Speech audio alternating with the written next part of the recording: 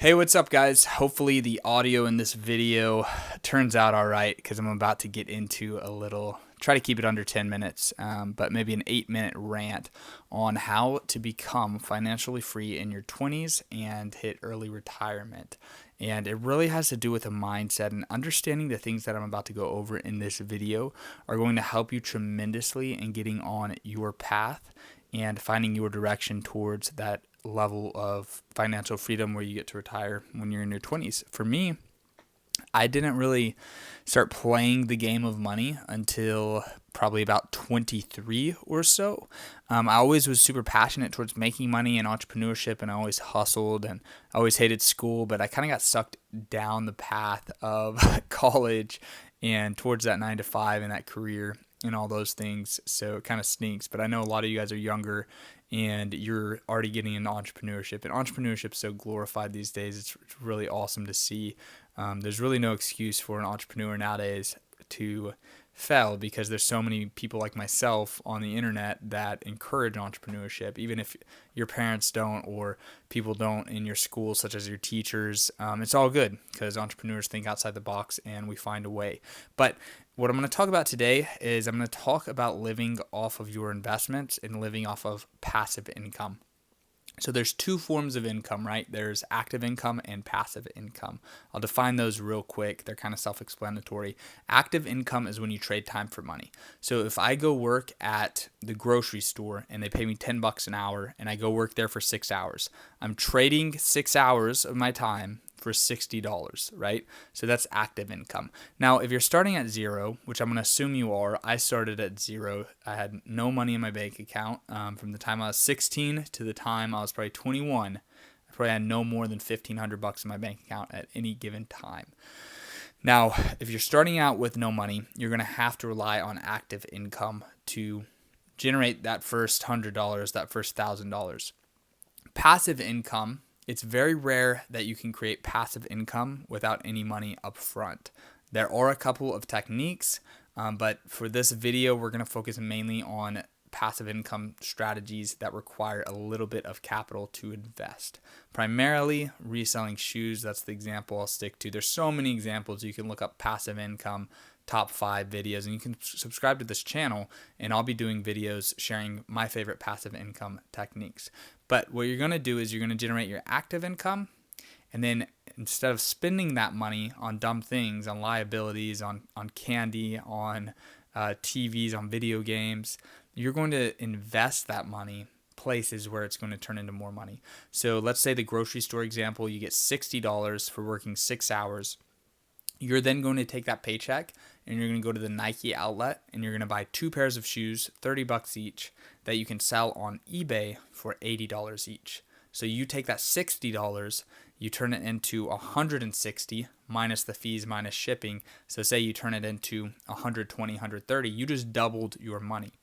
Now, when you've saved away enough money that you can make thousands of dollars investing in shoes or investing in anything really, then you can retire. And when I say retire, I'm not talking about sit on your butt and do nothing like most people when they're 65 retire. I'm talking about work for yourself, work from home, and do what you see me doing in this video. I'm taking a break. I have my cat on my lap purring right now. I'm not sure if you guys can hear her or not. I'm watching YouTube videos. I'm learning. I'm packaging things up. I'm listing things on eBay. I'm really enjoying life right now. So that's what form of retirement I'm talking about.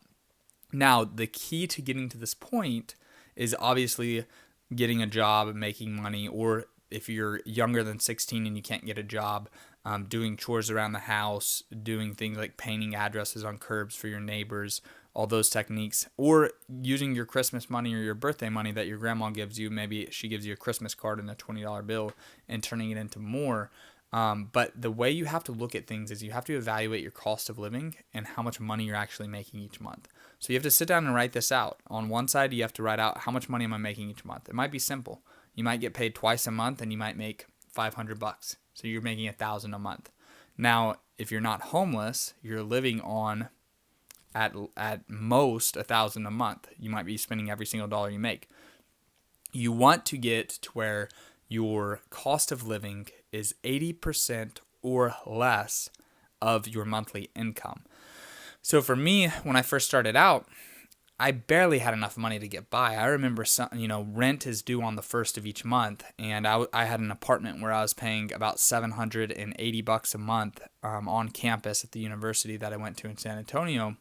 And I remember on like the 26th, I was like $200 short.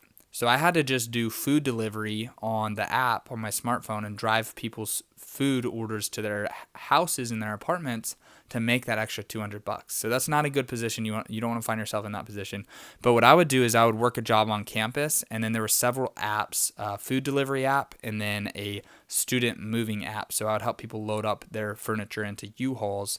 And those were really three. I'm sure there's more streams of income I had, but there were three active streams of income. And the best investors will get to where they're living off of like 80% of their income. So say you're making $1,000 a month, you have to live off of $800. And then that $200 you're going to invest in garage sale items, thrift shop items, Nike outlet shoes, things that you can flip for profit on eBay. Some people will flip couches, whatever you're into. And I certainly can teach you more about that too on the YouTube channel. So if you're interested in that, please hit the subscribe button and check out some of my other videos where I go into those things. But what you want to get into a position of is where you invest 90% of your active income.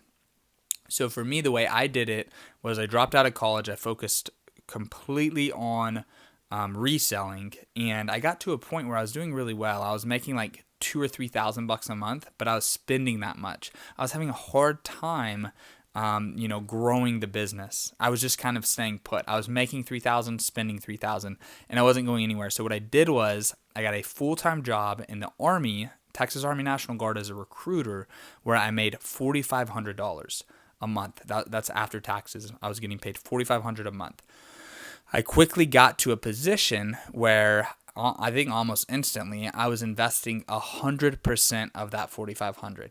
So for like a full 12 months, I was just feeding $4,500 into investments, into inventory to resell on eBay, StockX, Goat, all these apps.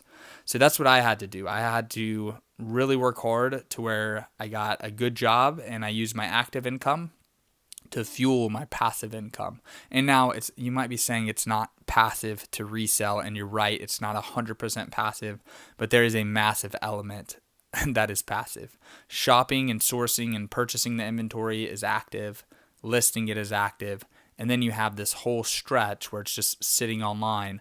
That's the active portion. So for me, I go shopping, I list the shoes, I set them on the shelves, as you can see behind me and over here. And then when I get that notification from PayPal that, hey, you just received $120, then I'll ship items out. So it's not like I'm spending 40 hours a week doing this. I'm spending far less, but I'm making more money than a lot of people make working 40 hours a week. So just being understanding of time and how much time you're trading for how much money you're getting in return. You really want to work towards those passive ways of building wealth and earning income. So for me, I'm at a stage now where I'm looking for even more passive ways of income. And my door-to-door sales is extremely active. It doesn't get more active than soliciting in neighborhoods. But I'm really being aggressive with my active income, selling door-to-door in the summers. And then I'm being very aggressive with my passive income, using things like the stock market, real estate. Those are way more passive than the shoes. But what you're kind of seeing is me, I'm still early in my journey, right? So if you think of like an exponential graph, we're still down here. We're not over here. We're right here where it's about to really shoot up for me. So it's going to be really exciting stuff.